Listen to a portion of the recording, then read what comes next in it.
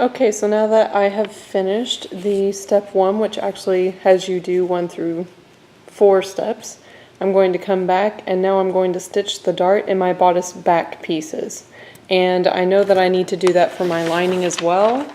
So I actually have 2 lining pieces here and 2 right side of the fabric pieces here. And I have already marked on some of them my line.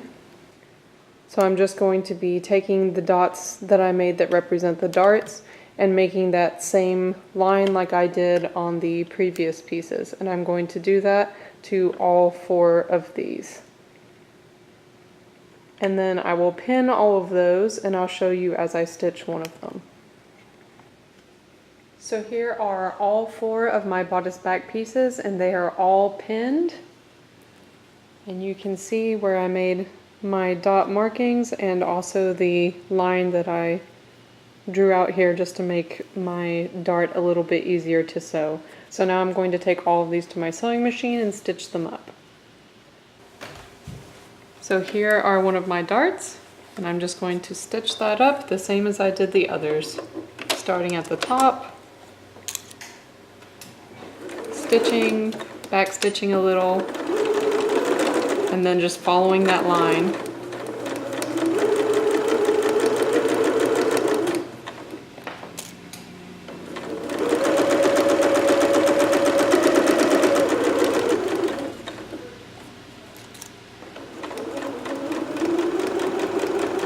And then stopping at my last dot, which is the end of my dart. And then on all of these, I back stitch there. And then I take the ends, I'm going to tie them off once or twice, just because I like to be sure that nothing comes loose. Okay, and then after you've done that for each of your darts, you'll want to trim off the ends here, and then also trim off the extra thread ends at the top. So do that for all 4 of your pieces. After you've finished making your darts, you'll want to press them. So this is my lining and I've already pressed these. So it needs to go towards the back. So press this one this way and press this one this way. And then you'll want to do that for the right side of your fabric as well. So do that next. For the rest of step 3, we need to do an ease stitch across the top of the back piece. Now I've already done that to 3 of my pieces. So I'm going to do one so you can see it. And you're not doing across the entire piece, you're leaving your 5/8 seam. So you're going to leave this space free and this space free. So starting at about right here. And you should be using a long stitch for this. I have mine set at 5, so my stitch is long. And also make sure when you start this that you have enough threads back here to pull on after you have this done, because you'll need that. And just do a 5/8 ease stitch and then stop when you reach about 5/8 at the end. Another hint, whenever you pull this out, don't just pull the fabric, actually grab the thread here, that way it doesn't start gathering, and pull it out like that. And make sure you leave enough thread here that you'll be able to pull on it later. So you'll do that for all 4 of your back pieces at the top. So 2 lining pieces and 2 right side fabric pieces. Alright, after you've done your ease stitching, that finishes up step 3 completely. Now we're moving on to step 4. And we're going to be adding piece 3 to this, and that's why we have the ease, so that we can adjust the sleeves to fit into each other. So this is my piece 3, and if you get confused about how they go together, you can always just move the picture a little closer to your piece. I do that a lot just to check that I'm doing everything right. And I know that piece 3 is going to go here, and these match up, so I'm going to take both of these pieces right sides together, and I'm going to pin them together here where my ease stitched sleeve is. So take your pins And I would suggest that you put together your notches first, match your notches, and pin that.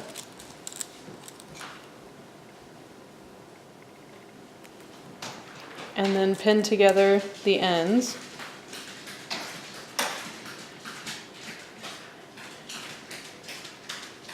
Those are corgi feet you hear in the background. Very loud corgi feet. Okay. And then I'm going to flip this over because it's easier to see the ease stitching here.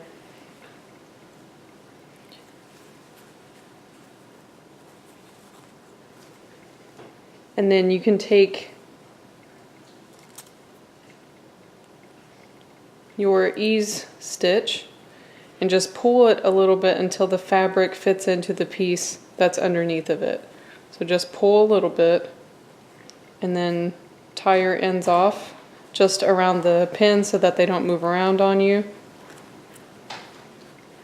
And then you can do that at the other end also if you need.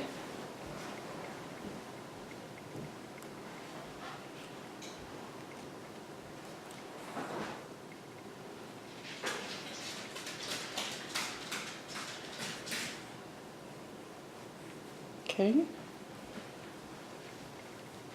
And then once you've eased in the fullness of the extra fabric, you'll just go ahead and pin the rest of that piece together.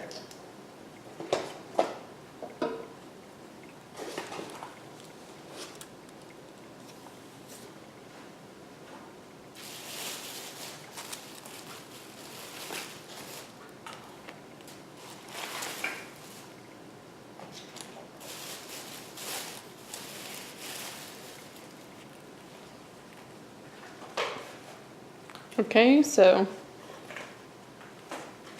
there's one of my piece 3 to the bodice back done and pinned.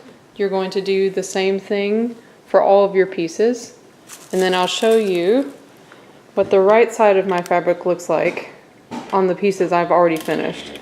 So this is the nice right side of my fabric, and I already stitched these together, and that's what it looks like whenever it opens up. So go ahead and stitch both of those. I'll stitch one where you can watch me do one, and then you'll want to do all 4 of the pieces until they're all done. So this is my piece 3, and this is the back piece that has the ease stitching. And I'm just going to sew those together now at a regular 5/8 inch seam. And it does say in the instructions to baste this first, but I've done this enough that I don't really want to do that. I just want to stitch mine. So stitching and then back stitching. And if you do decide to baste this first, you can baste right over the pins that you put in if that makes you more comfortable.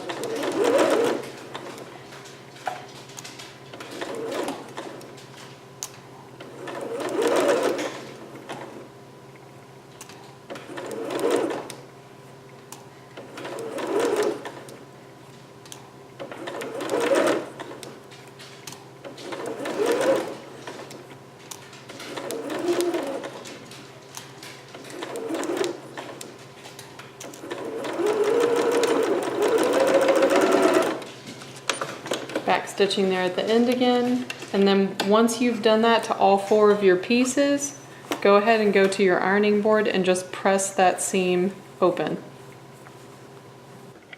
Now I have 4 pieces using the bodice back and that piece 3. 2 of them are lining and 2 of them are my nice right side of the fabric, and that actually finishes up steps 1 through 4. Now if you go to step 5 and you're doing the same dress as me, the next thing that it will tell you to do is actually go to dress A and then complete paragraphs 9 through 11. So you will find in another sheet a label that says dress A. Yours may say something else if you're doing a different design. And you can see here where I marked before I started that I was going to be doing steps 9 through 11. Now the best part of this is steps 9 through 11 tell you to do the exact same thing that you already did. So if you did your lining at the same time like I just did, you've already completed steps 9 through 11. So hopefully you finished steps 9 through 11 like I did, and you already did the lining at the same time that you were doing the nice side of your good fabric. Now, if you go back and you're ready to move on to the next page has instructions to put the right side of the fabric and the lining together. So you're going to take one of your nice fabrics and lay that out.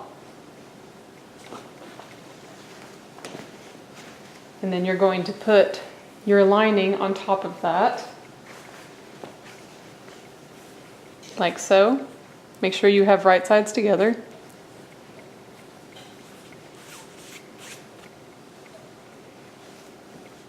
And I'll turn mine like this so you can see it a little better.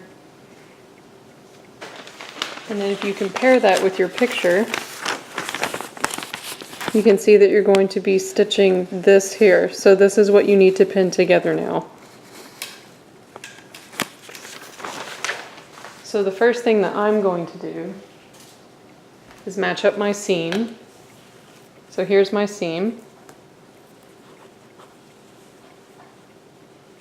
And I want to match that up so that whenever this gets stitched, everything looks nice and orderly. All right. And I would recommend that you pin both selvages down so that whenever you're stitching, you don't accidentally fold one over. And then you'll match the ends like this, and then also the top here.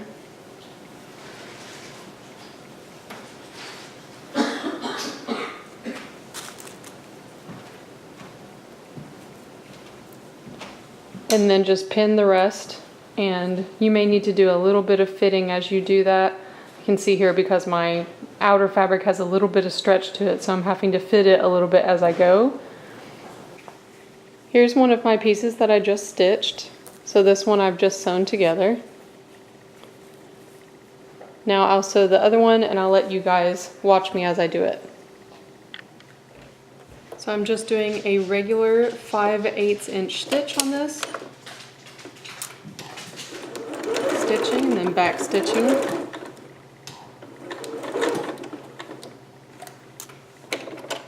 And I'm sewing a little bit right over my pins because my nicer fabric here moves around a lot. And if you're nervous about doing this, or you also are working with a somewhat persnickety fabric, you can also baste this and then take a look at your basting. And if you're happy with it, you can stitch on top of that.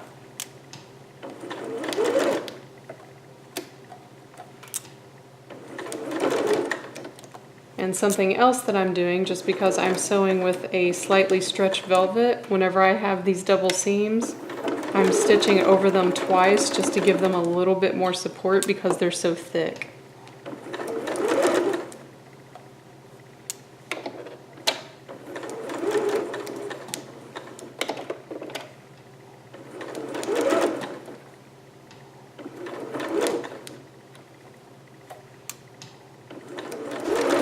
And then as you reach the end here, go ahead and do another back stitch. All right, and once you've finished both of your pieces like that, go to your ironing board and press this open. And then once you've pressed both of these open, come back and join me again. So here are both of my pieces after I've finished my stitching. The next thing you need to do after you've pressed both of those seams open is actually trim it out. So this one I've already trimmed, but I need to trim this one still. And just like we did before, you're going to trim that to about half of what it currently is. And I recommend that you hold both of these pieces together just to make sure that you're not cutting into anything you're not supposed to. And so that you can actually make sure that you are cutting both pieces. So just keep cutting through, feeling to make sure that you're only cutting what you're supposed to cut. Because there's nothing worse than finishing all of that work just to cut into your piece and ruin all of your work.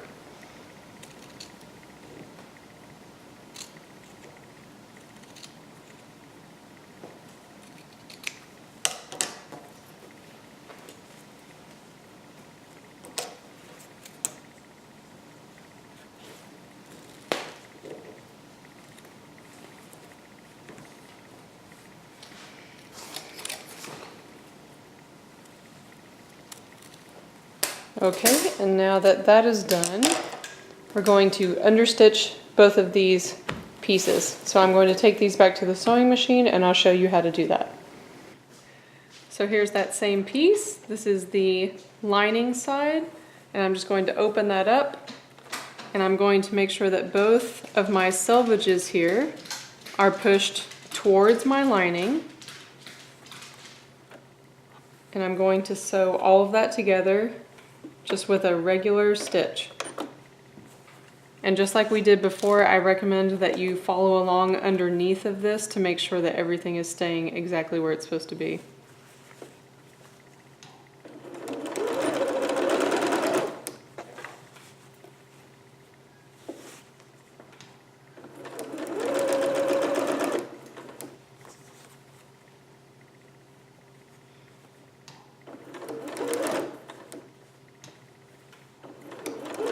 Keep in mind to gently push your fabric, but don't pull on it. You don't want to add any strain onto your seam. You just want to make sure it doesn't turn out. And if anyone is wondering, those are little corgi feet that you hear in the background.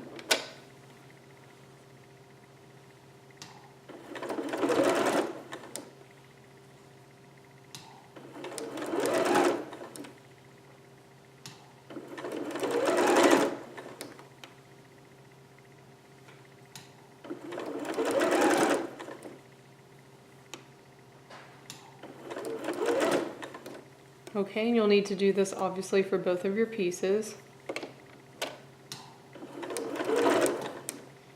I can feel as I'm getting up into the curvy part here, the top of the shoulder strap, that my piece is wanting to buckle a little bit, so just be careful of that as you're stitching.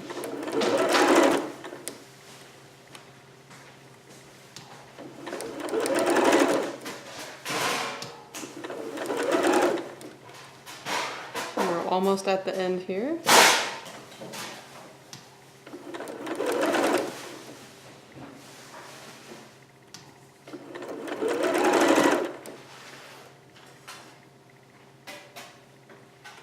I can feel that this is wanting to turn under, so I'm just going to recheck that. All right.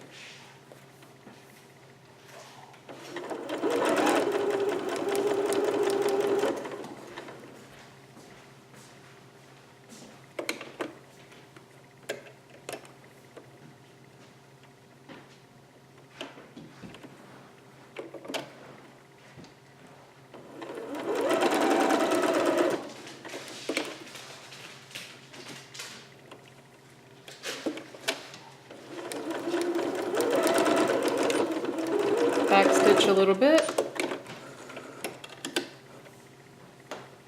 and then just check your seam to make sure that everything looks good on the inside. Okay, so do that to both of your pieces and then repress them and set them to the side. So both of these pieces are done now, and I pressed them after I trimmed them and then did the understitching, so they are ready to go. The next part that we have here is number 7. Pin the bodice front and bodice back together at sides and stitch leaving open above small circles. So keep in mind here it says pin bodice front and bodice back together at sides. It doesn't say anything about the lining. So you're just going to be looking for your nicest right side of the fabric, and that's what you're going to be pinning together. And if you get confused about that, you can always reference your pattern pieces, which I've laid out here. So this is the back piece, and this is your front piece, and keep in mind that they may look like they don't go together, but you did a dart here. So once you've done that dart and this piece is smaller, they actually will match up. So you can reference this if you need to. I've already laid out my pieces in the same way. So since I've already laid out my pieces in the same way, all I have to do is grab my bodice piece that I already did and then lay that here. And since I know whenever this goes together that these are going to be together and these are going to be together, that's how I need to pin this.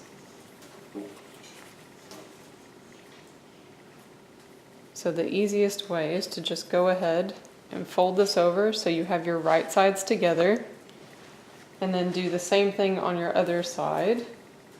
Flip it over so you have your right sides together, and then we're going to pin that together. And keep in mind as you're doing this that you have your darts that are pressed, and you want to make sure that those are going in the correct direction, and you're only doing the right sides of the fabric, so don't grab the lining. Do not grab the lining on either side, just focus on the nicest pieces. So on this side and on this side, pin them together.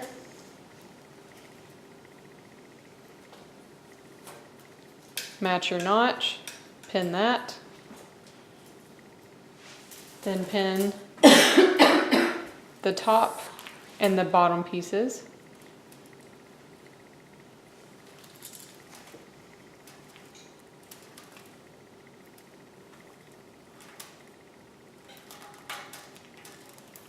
Okay. And then keep in mind whenever you stitch this that you're going to be leaving it open above those dots.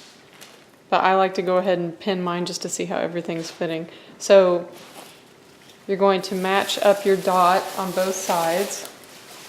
Shove a dot on both sides of your bodice pieces.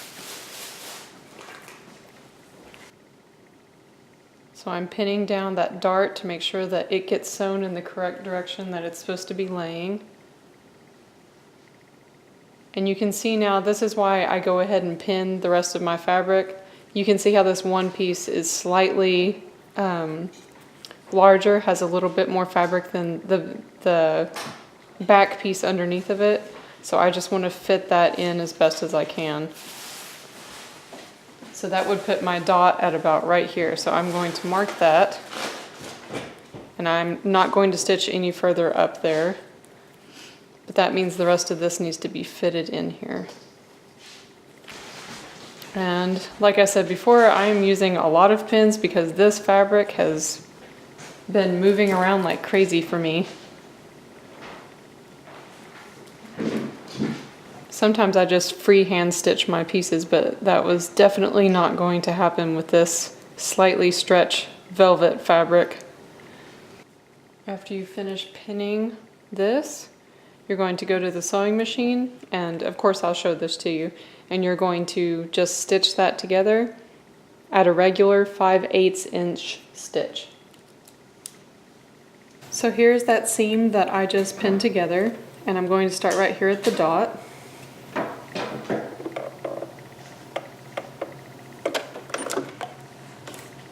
And I'm doing a permanent stitch here, back stitching, and then I'm continuing that permanent stitch down for about 1.5 inches,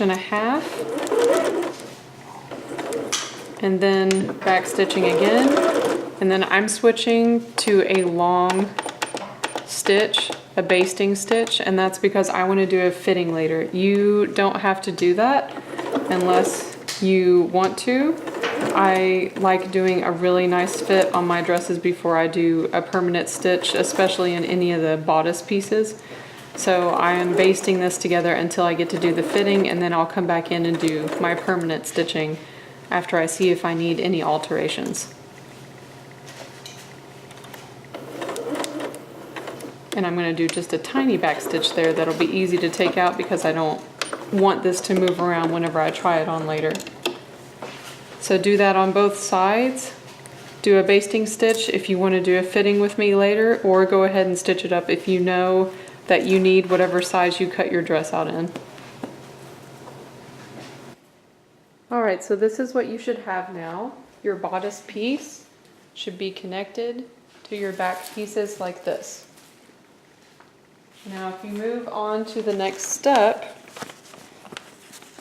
which is going to be number 8, says pin bodice front and bodice back lining together at sides and stitch.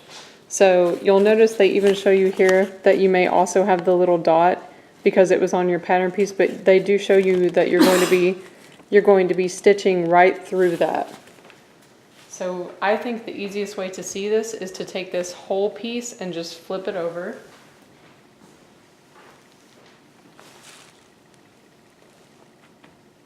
and then turn it.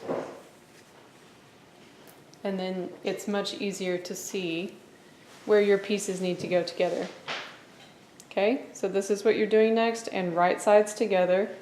So once again, you're going to take those back pieces, flip them over on both sides, flip it over. That's what you're sewing together, right sides together. And then make sure that you don't grab your nice fabric. So I'm actually going to take both of these and then flip that back out again. And then there you have what you need to stitch. So just do the exact same thing that we did before. Match up your notches and then match up the ends.